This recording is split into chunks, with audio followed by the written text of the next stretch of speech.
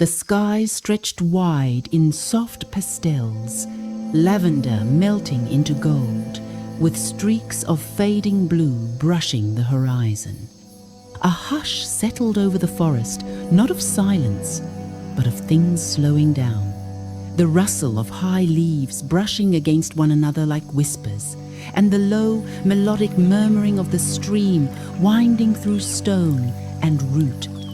Mist gathered low along the water's edge, curling like breath over the warm earth. Fireflies blinked in and out of existence, tiny pulses of light floating between ferns and tree trunks, as though the forest itself was exhaling dreams. Birdsong softened into lullabies. The occasional flap of wings stirred the air. The scent of damp clay, wildflowers, and fading wood smoke lingered in the breeze, wrapping around everything like memory. And as they walked slowly, quietly, following the curve of the red path beside the stream, their footsteps became part of the hush. She held tightly to her father's fingers. Her father walked slowly, his bare feet steady on the earth. The newborn was tied to his chest in a thick, faded wrapper, the same wrapper her mother once danced in during Harmattan festivals. "Papa," she asked, her voice like a breeze, "why is the baby so quiet?" He smiled faintly, eyes forward. "He is still close to the sky," he said. "The sky has not let go of him yet." She nodded thoughtfully, her bare feet making soft prints in the red earth. A village hen went towards the stream, clucking softly as if it too had a story. The air was thick with the scent of river water, warm earth, and the smoky trace of yam porridge drifting from a distant hearth. She looked up at him again. She swung her twig in a small arc, stirring up red dust. "Was I that small too?" "You were smaller," he answered, his voice caught in his throat. "So small, the wind could have carried you."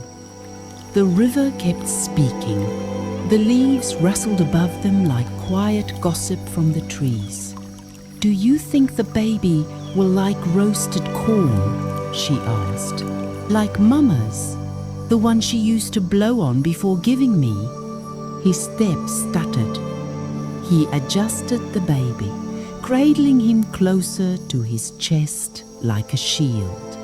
"Yes," he answered gently after a long pause. "He'll love it." She smiled at the memory, but then her joy faded. She stopped walking, looked up. Her voice was smaller now, almost not there. "Papa?" "Yes, my dear."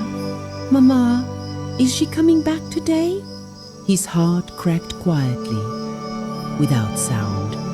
He looked out across the stream, where golden light kissed the water's surface, and he told the kindest lie a father could ever offer. "Yes, my dear, soon." She smiled, reassured, then skipped ahead, arms out, chasing butterflies, her laughter dancing with the wind. Behind her, the man watched. He held the baby's head and whispered, "She would have loved you too." And he walked on, because even in grief, there were still children to guide, still paths to follow, still stories to finish. My name is Muna.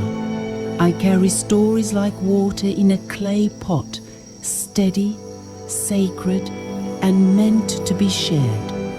Thank you for listening.